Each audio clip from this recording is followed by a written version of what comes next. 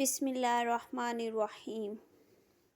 ام المومنین حضرت عائشہ صدیقہ رضی اللہ تعالی عنہما کی والدہ مادہ حضرت ام رومان رضی اللہ تعالی عنہا کا پہلا نکاح عبداللہ آزادی سے ہوا۔ عبداللہ کی موت کے بعد آپ حضرت سیدنا ابوبکر صدیق رضی اللہ تعالی عنہ کے نکاح میں آئی۔ اللہ تعالیٰ نے ان کے بطن سے حضرت سیدنا ابوبکر صدیق رضی اللہ تعالی عنہ کو ایک بیٹا حضرت عبد الرحمن اور ایک بیٹی حضرت عائشہ رضی اللہ تعالی عنہما نصیب فرمائے۔ ام المومنین حضرت عائشہ صدیقہ رضی اللہ تعالی عنہما خلیفۃ المسلمین حضرت سیدنا ابوبکر صدیق رضی اللہ تعالی عنہ کے مقدس اور مبارک خاندان میں پیدا ہوئی۔ جب نبی کریم صلی اللہ علیہ وآلہ وسلم حضرت سیدنا صدیق اکبر رضی اللہ تعالی عنہ کے گھر میں بنی ہوئی مسجد میں تشریف لاتے اور قرآن پاک کی تلاوت فرماتے تو ام المومنین حضرت عائشہ صدیقہ رضی اللہ تعالی عنہما ایسے وقت میں موجود رہتی اور فیض اٹھاتی۔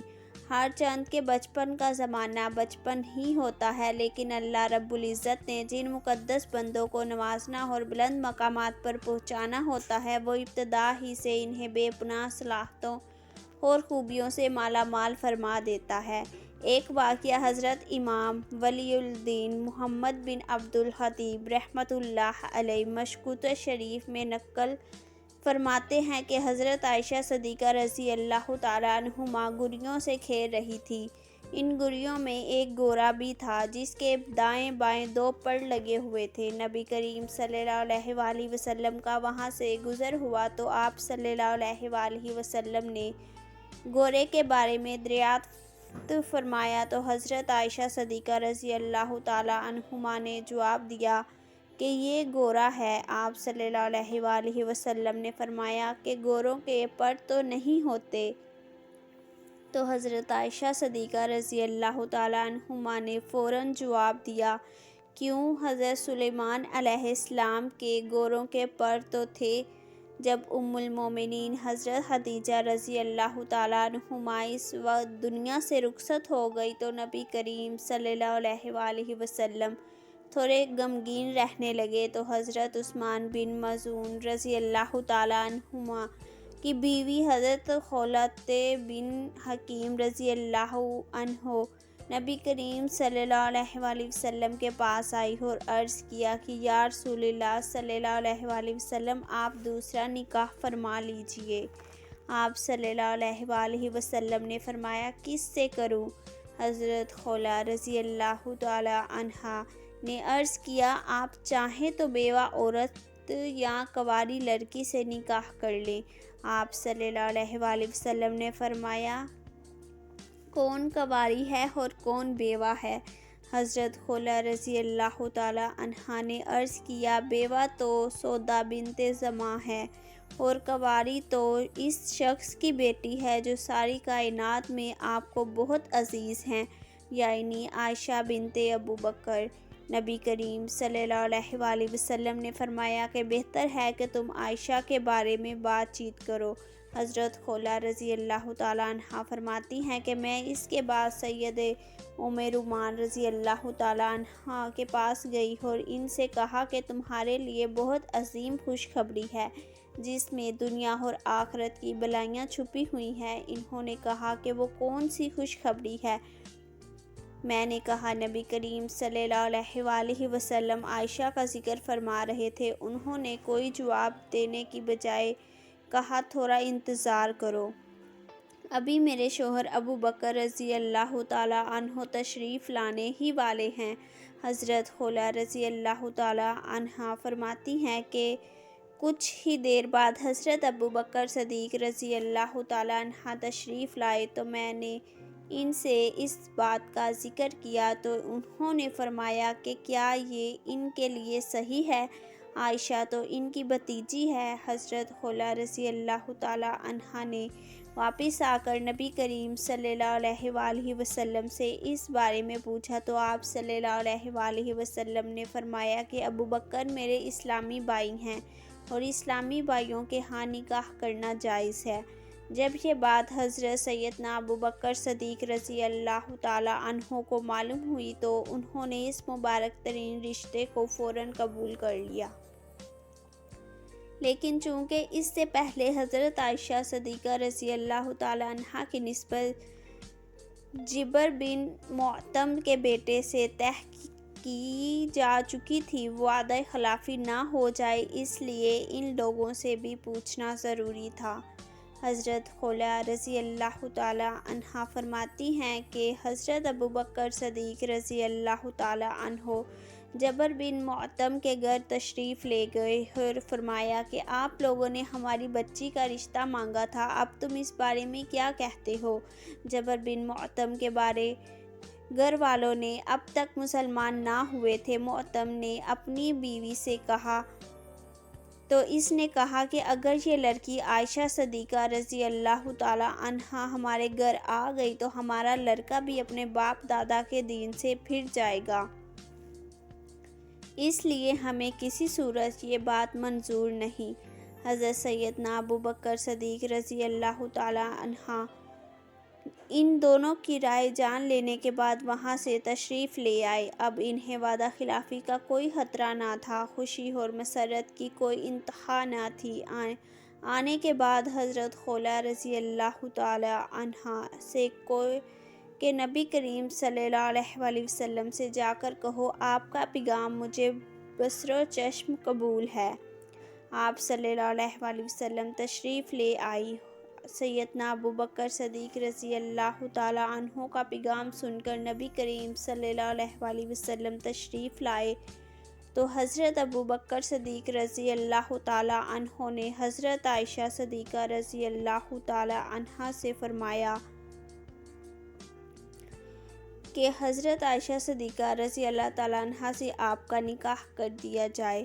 مہر کی مقدار 400 درہم مقرر ہوئی۔ ام المومنین حضرت عائشہ صدیقہ رضی اللہ تعالی عنہا جب مکہ مکرمہ سے ہجرت فرما کر مدینہ منورہ تشریف لائی تو اس وقت آپ نے اپنے رشتہ داروں کے ساتھ بنو حارث ابن خزرج کے محلے میں قیام فرمایا۔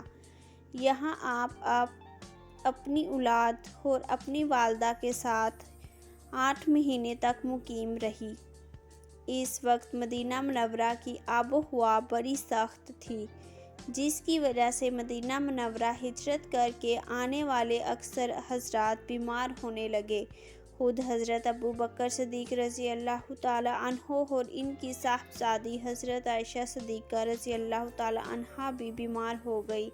حضرت عائشہ صدیقہ رضی اللہ تعالی عنہا جب صحت یاب ہوئی تو حضرت ابو بکر صدیق رضی اللہ تعالی عنہ نبی کریم صلی اللہ علیہ وسلم کی بارگاہ میں حاضر ہوئے اور درخواست کی کہ یا رسول اللہ، آپ اپنی بیوی کو اپنے گھر بلوا لیجئے۔ حضرت محمد صلی اللہ علیہ وسلم نے ارشاد فرمایا، اس وقت میرے پاس مہر ادا کرنے کے لیے رقم نہیں ہے۔ حضرت ابو بکر صدیق رضی اللہ تعالی عنہ نے عرض کی کہ یا رسول اللہ صلی اللہ علیہ وسلم، میری دولت قبول فرما لیجئے۔ چنانچہ نبی کریم صلی اللہ علیہ وسلم نے حضرت ابو بکر صدیق رضی اللہ تعالی عنہ سے قرض لے کر حضرت عائشہ صدیقہ کے گھر بھجوا دیے۔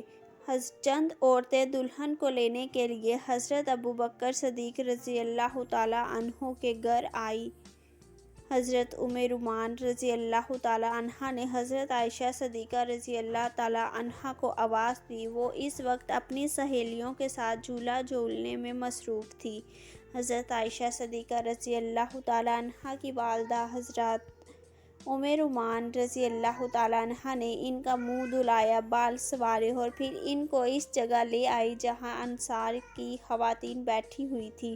حضرت عائشہ صدیقہ رضی اللہ تعالی عنہا دلہن بنی ہوئی وہاں پہنچی تو مہمانوں نے کہا، تمہارا آنا خیر و برکت اور نیک بال ہے۔ یہ صدا لگا کر دلہن کو شاندار طریقے سے بڑھ چڑھ کر استقبال کیا۔ تھوڑی دیر بعد نبی کریم صلی اللہ علیہ وسلم بھی تشریف فرما ہوئے۔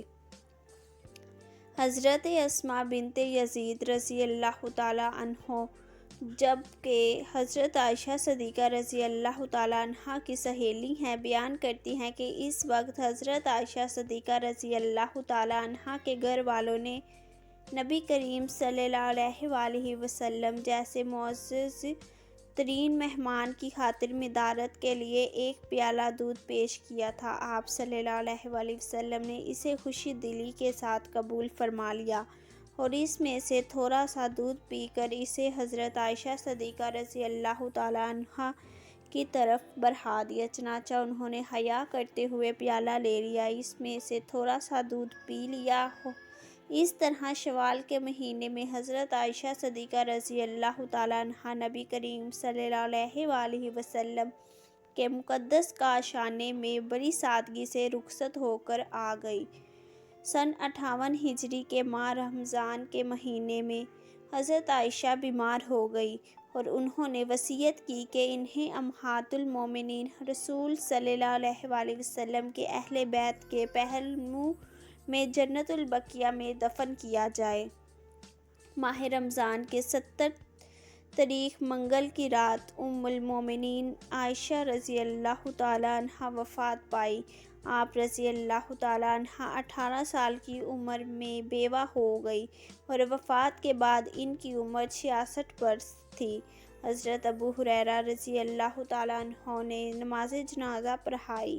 جب آپ صلی اللہ علیہ وآلہ وسلم مدینہ تشریف لائے تو روزانہ عصر کے بعد تمام ازواج مطہرات رضی اللہ تعالیٰ عنہ کے پاس تشریف لے جاتے اور ہر ایک کی ضرورت معلوم کر کے اس کی تکمیل فرماتے۔ جب سفر پر روانہ ہوتے تو ازواج مطہرات رضی اللہ تعالیٰ عنہ کے درمیان قرعہ اندازی فرماتے، جس کا نام نکل آتا اسے ساتھ لے جاتے۔